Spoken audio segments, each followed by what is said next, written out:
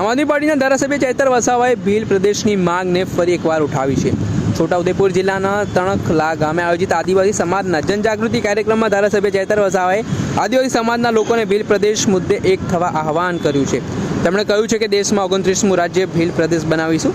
વિધાનસભામાં 27 આદિવાસી ધારાસભ્યો છે, પરંતુ એક બેને છોડીને કોઈ પણ આદિવાસી ધારાસભ્ય આદિવાસી સમાજ માટે અવાજ ઉઠાવતો નથી, તે પ્રકારના આરોપો પણ ચૈતર વસાવા લગાવી રહ્યા છે। તેમણે કહ્યું કે જો નર્મદાના વિસ્થાપિત લોકોને ન્યાય નહીં મળે તો આવનારા સમયમાં નર્મદા નહેર બંધ કરી દઈશું, તે પ્રકારની ચીમકી પણ ધારાસભ્ય ચૈતર વસાવાએ ઉચ્ચારી છે। તેમણે કહ્યું કે જે ઊંચી મૂર્તિઓ બની રહી છે તે મૂર્તિઓ નથી જોતી, શિક્ષણ અને રોજગાર જોઈએ છે। તેમણે સંવિધાનને લઈને પણ વાત કરતાં કહ્યું કે જે અધિકારો બંધારણીય મળ્યા છે તે અધિકારોને આજ દિન સુધી લાગુ નથી પડ્યા હોય, તેના કારણે આવી હાલત આદિવાસી સમાજની હોય તેવું દેખાઈ રહ્યું છે। તેમણે આદિવાસી લોકોને હિન્દુ મુસ્લિમના નામે લડાવવાના પ્રયાસો થઈ રહ્યા છે, તે પ્રકારની વાત પણ તેમના દ્વારા કરવામાં આવી છે। તેમનું કહેવું છે કે બહારથી આવતા સરકારના મળતિયાઓ અને એનજીઓ લોકો આદિવાસીઓના બજેટ પર જીવી રહ્યા છે, ત્યારે અલગ અલગ મુદ્દાને લઈને તેમણે પ્રહાર કરતા જાહેર સભા સંબોધતી વખતે સરકારને શું વાત કહી તે સાંભળી લો। તો 27 બેઠકો પર તો બીજી કોઈ જાતિવાળા લડતા નથી, લડે છે કોણ? આપણા આદિવાસી લોકો જ લડે છે। સાચી વાત છે કે ખોટી વાત છે? હા, પાર્ટીઓ અલગ અલગ છે, કોઈ ભાજપમાંથી લડે છે, કોઈ કોંગ્રેસમાંથી લડે છે, કોઈ આમ આદમી પાર્ટીમાંથી લડે છે, કોઈ બીટીપીમાંથી લડે છે, કોઈ ભારત આદિવાસી પાર્ટીમાંથી લડે છે, કોઈ સપામાંથી લડે છે, કોઈ બહુજન સમાજ પાર્ટીમાંથી લડે છે, પણ આખરે ચૂંટાઈને તો આદિવાસી જ વિધાનસભામાં જાય છે ને। 27 બેઠકો આદિવાસીઓ માટે અનામત છે, છેલ્લે ચૂંટાઈને તો આદિવાસીઓ 27 જણ જ વિધાનસભામાં જાય છે। બધાએ બોલવું પડે, પણ જ્યારે આદિવાસી સમાજને માટે બોલવાની વાત હોય, એક બે ધારાસભ્યને છોડીને કોઈ આદિવાસી ધારાસભ્ય વિધાનસભામાં આપણા સમાજ માટે બોલતા નથી, કેમ કે એ લોકોને ટિકિટની ચિંતા છે। આજે આટલો બધો આપણા વિસ્તારમાં અન્યાય અત્યાચાર થાય છે, કોઈ બોલતું નથી। એમને પાર્ટીએ રિમોટથી ચલાવે છે, પાર્ટી એમની પાર્ટીને ટિકિટથી પડેલી છે। ત્યારે આજે તણખલાના આ મંચ પરથી હું તમને કહેવા માંગુ છું, હું જે વિધાનસભામાંથી ચૂંટાઈને આવું છું એ આદિવાસી રિઝર્વ એટલે કે આદિવાસી અનામત બેઠક છે। મને કોઈ પાર્ટી ટિકિટ આપી દે, પણ આદિવાસીનો જાતિનો દાખલો મારા ફોર્મમાં હું નહીં મૂકું તો મારું ફોર્મ પાસ થવાનું છે નથી। ફોર્મ મારું પાસ થશે? કોઈ પણ પાર્ટી મને ટિકિટ આપી દે, પણ મારો આદિવાસીનો જાતિનો દાખલો હું નહીં મૂકું તો મારું ફોર્મ પાસ થવાનું છે ભાઈ? પાસ થવાનું છે? નથી થવાનું ને। એટલે આદિવાસીના જાતિના દાખલાથી હું ધારાસભ્ય બન્યો છું, મારા ડેડિયાપાડાના આદિવાસી સમાજના આશીર્વાદથી હું ધારાસભ્ય બન્યો છું। આજે તમારી વચ્ચે આવ્યો છું તો આદિવાસી સમાજના ધારાસભ્ય તરીકે આવ્યો છું। જે દિવસે મારી પાર્ટી પણ આદિવાસી સમાજ માટે બોલતા મને રોકશે, તે દિવસે સૌથી પહેલા મારી પાર્ટીના પાટિયા ચૈતર વસાવા પહેલા ઉતારીને મૂકી દેશે। આ ખુલ્લા મંચ પરથી કહીએ છીએ અમે। અનાદિકાળથી વસનારો અમારો આદિવાસી સમાજ છે। આદિવાસી સમાજની સંસ્કૃતિ હજારો વર્ષ જૂની છે। સિંધુ ખીણની સંસ્કૃતિમાં તમે જોઈ લેજો, હડપ્પાની સભ્યતામાં જોઈ લેજો, એ આદિવાસી સંસ્કૃતિ 10-12 વર્ષ પહેલાની આપણી સંસ્કૃતિઓ છે। અહીંના મૂળ માલિકો છે આપણે, આદિવાસી હોય, એસસી હોય, માઇનોરિટી હોય, ઓબીસી હોય, આપણે આ દેશના મૂળ માલિકો છે। આજે મૂળ માલિકોની હાલત શું બનાવી દીધી છે? આજે મૂળ માલિકોને આજે મજૂર બનાવીને રાખી દીધા છે। તમે જોઈ લો આજે મૂળ માલિકોની હાલત શું છે। મેં નથી કહેતો, આપણું દેશનું બંધારણ કહે છે કે આદિવાસી આ દેશનો મૂળ માલિક છે। 5મી અનુસૂચિનું 243 આર્ટિકલ ક કહે છે, સુપ્રીમ કોર્ટ કહે છે કે આદિવાસી આ દેશનો માલિક છે। આર્ટિકલ 243 ક તમે વાંચી લેજો। આદિવાસીની જમીન કોઈ ત્રીજો વ્યક્તિ લઈ ન શકે, એમાં પ્રાવધાન છે। પૈસા 1996 તમે વાંચી લેજો, 12નો વ્યક્તિ આદિવાસીઓમાં જમીન નહીં લઈ શકે। 73 ડબલ એ તમે જોઈ લો, આદિવાસીઓની જમીન બિન આદિવાસીઓ નહીં લઈ શકે.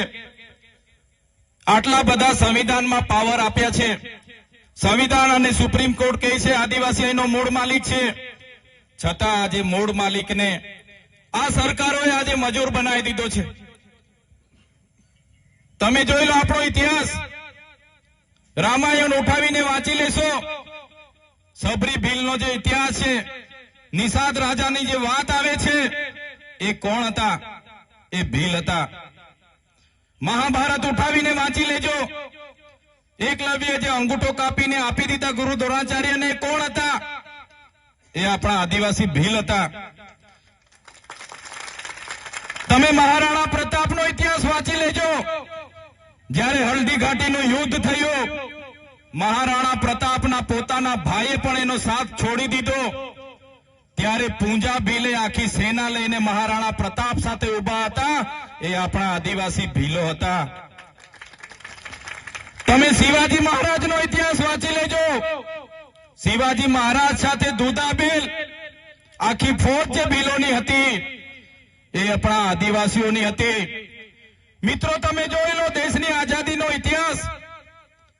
બિરસા મુંડા હોય, ખાજ્યા નાયક હોય, ટાટિયા ભીલ હોય, જયપાલસિંહ મુંડા હોય, આજે આવેદન નિવેદન કરવું પડે, આજે રોજગારી માટે લડવું પડે.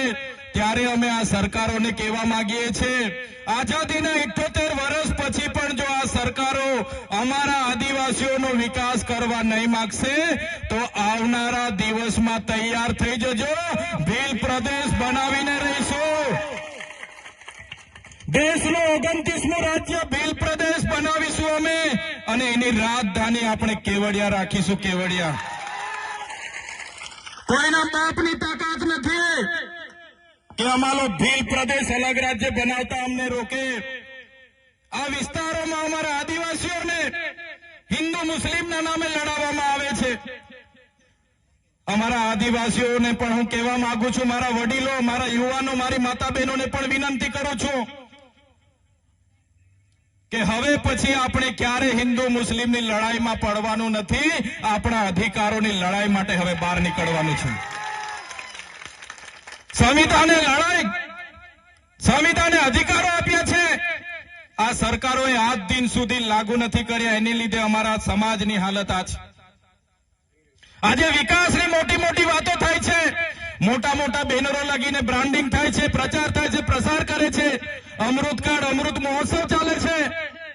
ઊંચી ઊંચી પ્રતિમાઓ બનાવી દેવાથી, ઊંચા ઊંચા બિલ્ડિંગો બનાવી દેવાથી, આ વિસ્તારમાંથી નહેરો લઈ જવાથી, આ વિસ્તારમાં હાઈવે લઈ જવાથી અમારો આદિવાસીઓનો વિકાસ થવાનો નથી. અમારા આદિવાસીઓને સારું શિક્ષણ આપો, અમારા લોકોને સિંચાઈનું પાણી આપો, અમારા લોકોને રોજગાર આપો, તો જ અમારા આદિવાસીઓનો વિકાસ થવાનો છે.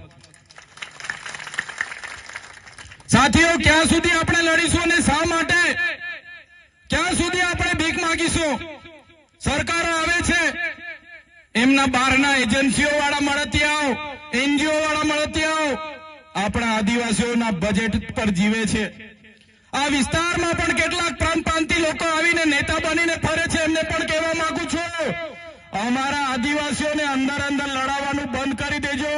જે રીતે તમે લોટો લઈને આવ્યા હતા, એ રીતના લોટો લઈને પાછા અમે તમારા વતનમાં રવાના કરી દઈશું. અહીંયા લોટા લઈને આવેલા ને અમારા આદિવાસીઓને અંદર અંદર લડાવે છે ને રાજ કરે છે. એવા લોકોને પણ ઓળખી લેજો. જે દિવસે અમારો આદિવાસી જાગશે, એ દિવસે આવા લોટા લઈને આવેલા લોકોને પણ ફરી લોટા લઈને પાછા એમના યુપી બિહાર મોકલી આપીશું. આ આદિવાસીઓનું ખૂન છે. અમારા પૂર્વજોએ આઝાદીમાં પણ પોતાનું યોગદાન આપ્યું છે, દેશના વિકાસમાં પોતાનું યોગદાન આપ્યું છે. અને આજે અમારી જમીનો સંપાદન કરી લેવામાં આવે છે, શ્રી સરકાર કરી લેવામાં આવે છે, કંપનીઓને આપવામાં આવે છે.